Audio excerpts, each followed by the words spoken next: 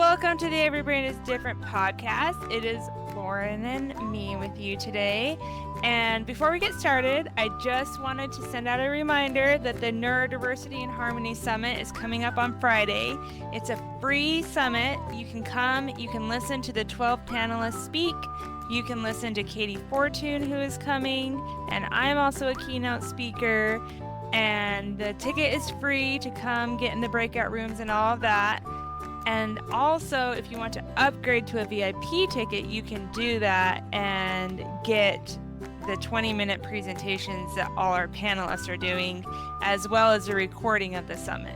So, if that is of interest to you, go to everybrainisdifferent.com and you will find all the information there.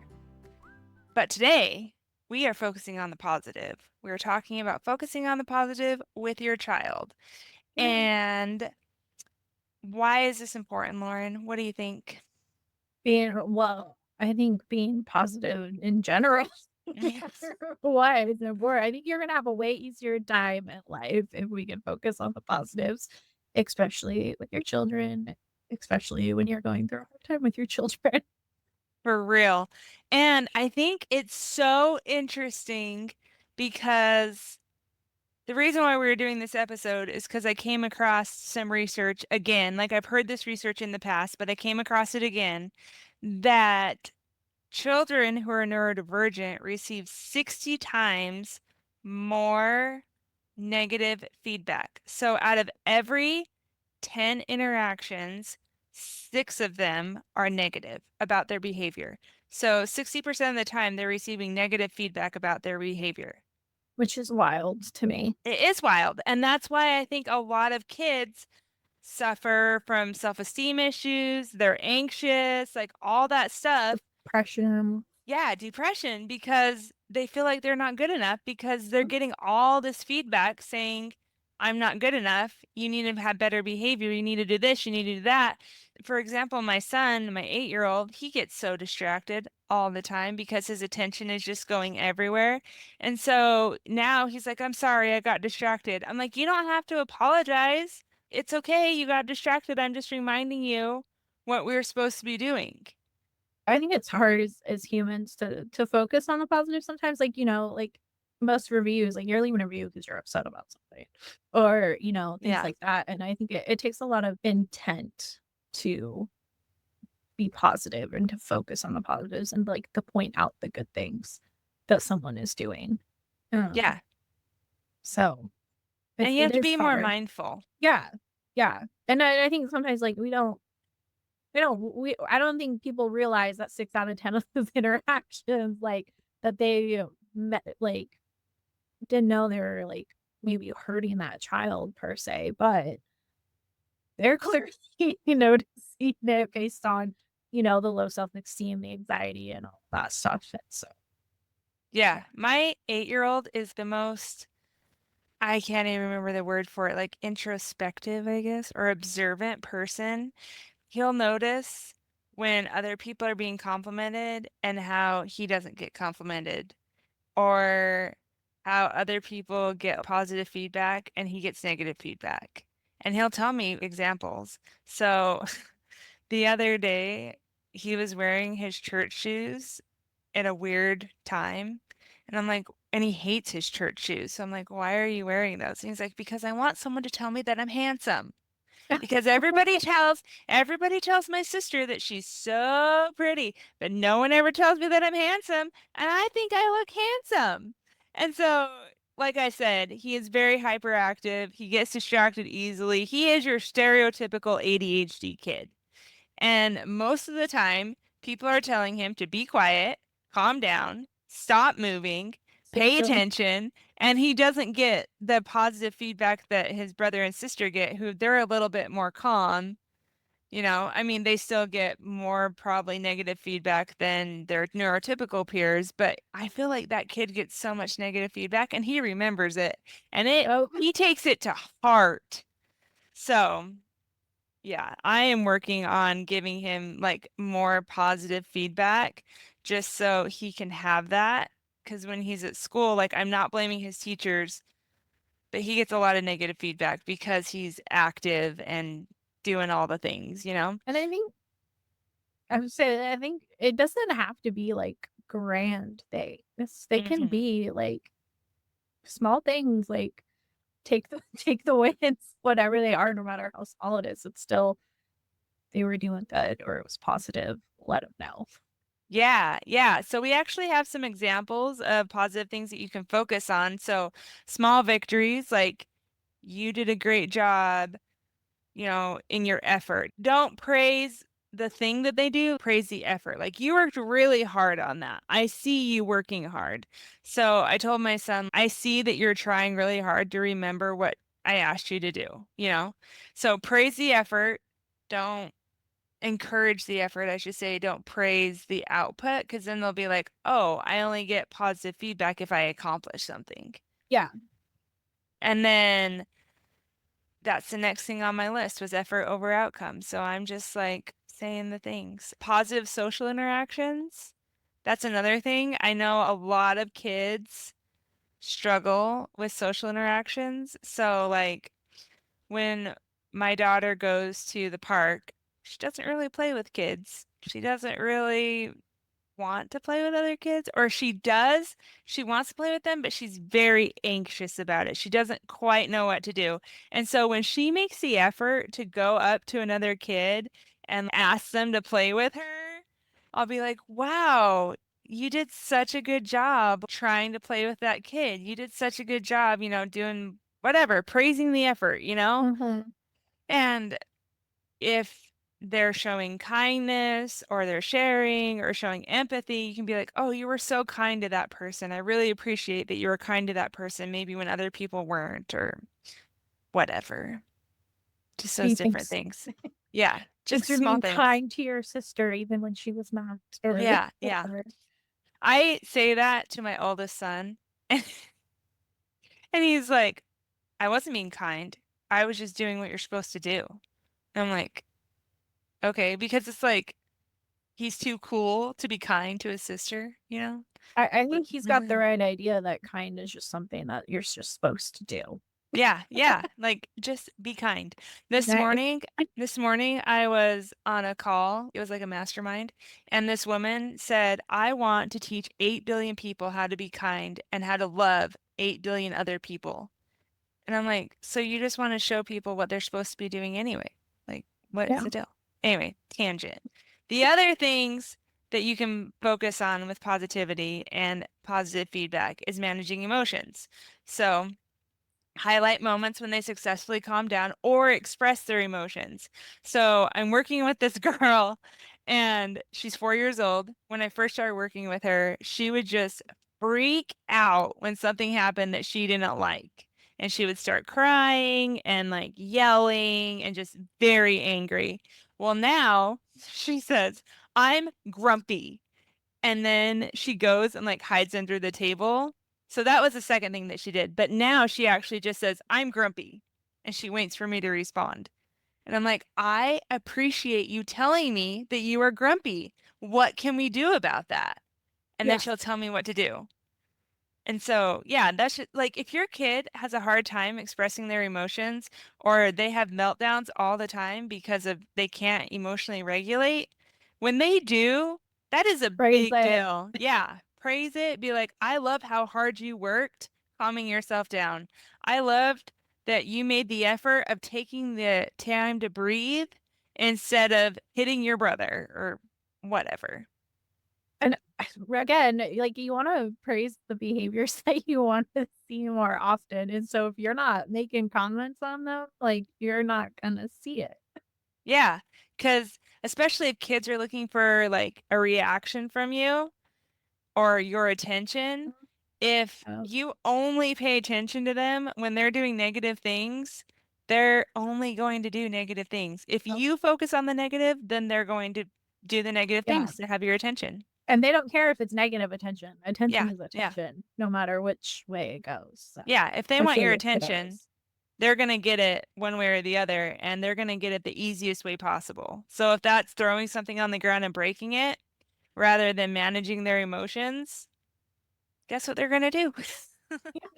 Because you responded to the breaking and not Yeah. them being able to Yeah. manage their emotions. And it's hard sometimes because you just kind of expect kids to, have positive social interactions, manage their emotions, all of that. Like, that's just kind of an expectation. And so you don't really think about it when they're just doing that. And so you don't think about it maybe to encourage them to keep doing it. But then if they break something, then you have to address it because you're like, that's the traditional parenting mindset, I feel like. I Like, yeah. I think it's flawed to have that mindset of, like, you expect kids to do this. Like, how do you expect them to do it? Like, this is a reward situation. Like, they expect me to do my job because I'm getting paid for it. If you want your kids to be good on their end, they should get something out of it. So maybe praise. Like, yes, eventually they learn that it's just like the right thing to do. But Yeah. when they're young, you gotta sweeten the pot a little bit. Yeah, yeah, for sure. And so I think when you become a parent, you're just like, oh, my kid will just naturally manage their emotions and know how to do that. And then you have to learn that, oh, they don't do that. They have to be taught. And I mean, it's adults can't even manage their emotions half the time, so why would well, you expect a kid? But I don't think when things are going well, I don't think parents are as inclined to really realize that things are going well because mhm, they're not stressed. yeah, And then when something goes wrong, they get stressed and they have to react. and they vocalize it. Yeah, and then they vocalize it, and so then your kid is getting attention for that negative thing, and it's a vicious cycle. So manage emotions, guys. So managing, yes, yes. We have an upcoming episode with a hypnotherapist. Her name is Kim Gucci. Go listen to that episode when it comes out. It's going to come out in the next month or two. So I'm just telling you what's ahead. Listen to that episode because she has some good things. And that's what we teach in the Parenting with Confidence program too, to manage your emotions so that you can help your child manage their emotions so that you can focus on the positive and everything is better. The next thing that you could focus on, like a positive thing to focus on is independence. So a lot of kids who go through therapy become prompt dependent, where they don't do something until they're prompted to do it because that's just how it works in therapy. Like you prompt them to do something, they do the thing, and then you reward them with positive reinforcement. And so a lot of kids get prompt dependent where they're not going to do anything until you like tell them to do it, or they just think that they can't do it themselves. And so if you have your kid do something independently and you see that, be like, oh, thank you so much for throwing your garbage away. Thank you so much for making your own waffles. Like, my kid is learning how to make his own waffles right now. So I don't have to make them every second of the day when he wants them. But thank you so much for putting your plate in the sink. When they're doing those things independently, focus on that. And then they're more likely to do them, like we already said. Yeah. Yeah. So the next thing to talk about is how to implement positive reinforcement. And the first thing is to be specific. Mention specific things that you like seeing. Like I just said, thank you for putting your plate away. Thank you for wiping the mud off your shoes before you came inside. Thank you for letting me go to the bathroom in peace. Instead of knocking on the door when you need something. Yeah. Instead of just saying like good job, you could say you did a great job organizing your toys instead of just saying good job. Well, why? Like what did they do good? Yeah. And then the next one is consistency is key. Like we always say, be consistent. It just creates a pattern of success and encouragement. So when you create a pattern when you are consistent focusing on the positive things, then your kid is probably going to come to expect that. And then they can just keep doing those things that you're focusing on. And then it also teaches your kid to focus on positive things.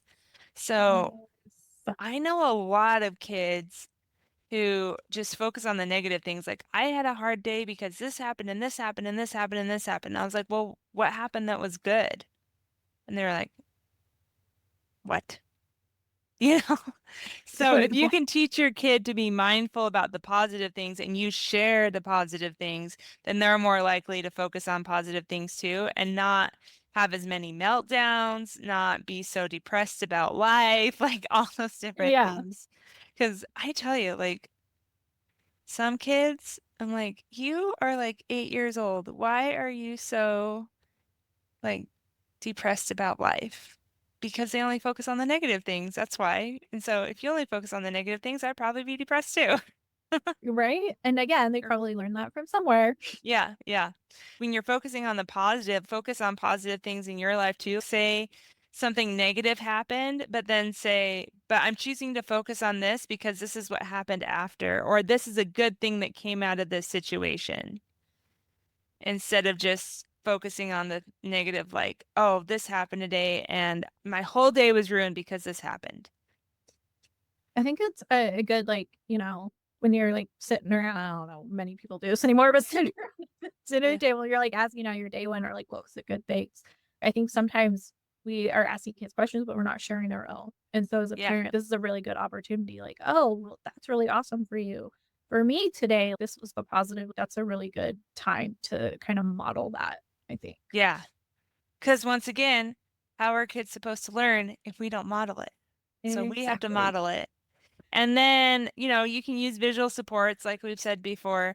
Visual supports are key in helping neurodivergent children understand things. So you can use visual schedules to help reinforce positive behavior, and that also increases the independence. So if they have a nighttime routine, give them a visual schedule, and then when they get done with that, be like, I love how you did that independently. I didn't have to help you at all. So you could say that, or like, I love how you did the first three things by yourself. You're being awesome, something like that. And then the last one is immediate reinforcement. So don't I mean, you can mention things that your kids did a few days ago, but it's more of an impact. It has more of an impact if you say it right after it happens. So if your kid unloads the dishwasher without you asking them to, be like, I loved how you unloaded the dishwasher by yourself without me asking. And then you can mention it like days later if you want to, but if you say it right after, then they're in that frame of mind to actually like remember what they did and receive that positive feedback. Yeah. Like, associating it with Yeah. the thing they just did. Yeah, because I've actually mentioned things that my kids have done after they've done it, like, but it's been a while, and they're like, I didn't do that.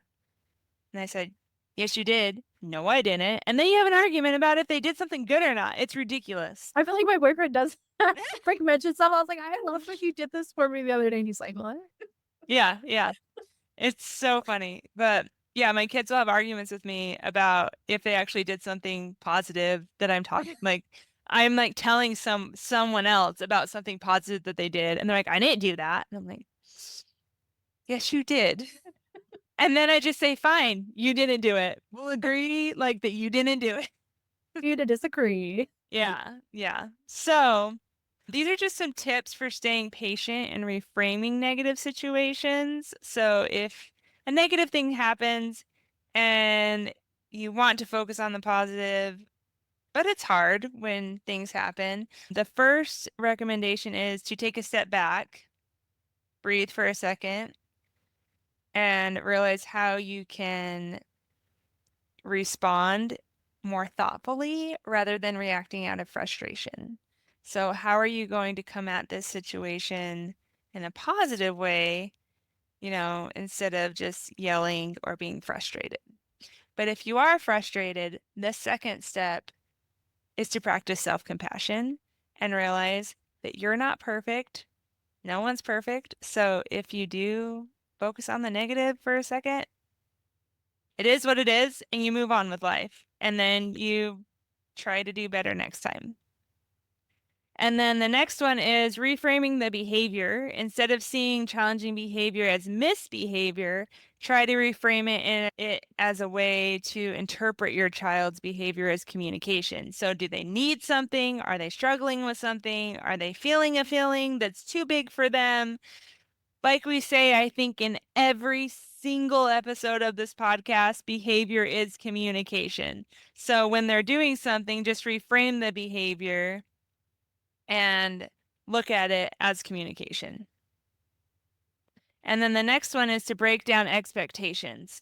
So a lot of kids, especially I feel like kids with ADHD, you ask them to do something and it's too much. It's too big for them. It's too big of a demand. So if you can break down your expectations into smaller steps for them, then you can, like encourage their effort as they're going, then you can give them immediate feedback, a positive feedback, and you're giving them positive reinforcement on the small steps. And so that helps them keep going rather than saying, oh, go clean your room. And they don't do it. And they're like, why aren't you cleaning your room? What's wrong with you? Don't ever say that to a kid. What's wrong with you? And then instead of saying that and then them getting frustrated and getting no positive feedback, they're only getting negative feedback, you can say, hey, go pick up the Legos off your floor. And be like, oh, you did such a great job picking up the Legos off your floor. You really worked hard at that. And then, okay, now we're going to make your bed. So go make your bed. And then you worked really hard making your bed. I really appreciate you making your bed. And just, go from there. And then with that comes looking for the small wins. So when they do something small, even if you were expecting them to do something bigger, when they do something small, recognize that. Be like, you work so hard doing this. It's like my kids were doing their Valentine's Day cards this week, and it was a lot for them to write everyone's name and then write their name. It was a very overwhelming task. And so my son just took like 10 of the 27 things and wrote his name on it. I said, I was expecting him to do the whole thing, but it was too overwhelming for him. So he took 10. I did the rest. And I said, I really appreciate your effort in writing your name on all these 10 cards. Thank you for helping me. Instead of just giving negative feedback like, why didn't you do all your cards? What's wrong with you? Like I said, don't say that to people. But yeah, so that is my spiel on focusing on the positive this week. Love it. Yeah, I challenge you as parents to focus on the positive. Even if your kid does something negative, try to focus on a positive thing that can come out of it and reframe the negative thing as behavioral communication and them communicating something that they can't verbalize. So I always come back. It's probably because I sit right next to this wall, but we have a half wall. And I always think of when my son threw a squishmallow through the opening and knocked over my planter. Mhm. And I was so frustrated in that moment, but then I'm like, what is his behavior communicating? It's communicating that he is overstimulated. He needs to move his body. He needs to maybe get outside and do some heavy work instead of just being like, what's wrong with you? Why did you break my plant? He was just super excited in the moment and just got a little bit out of control. And so if you can reframe it like that, then you'll be able to have a better connection with your kid, a better relationship, and they will have like better self-esteem, less anxiety, all of that. So that is that. So thank you all for listening this week. We really appreciate it. If you want to come to the summit, go to everybrainisdifferent.com. And yeah, I encourage you to also get a VIP ticket because the trainings, you get 12 20-minute trainings and the recording of the summit for $27. And the trainings are phenomenal. So if that interests you, go get them. It's a And lot of great guests. yes, I'm super excited for the guests. So have a good week and we'll see you in another episode.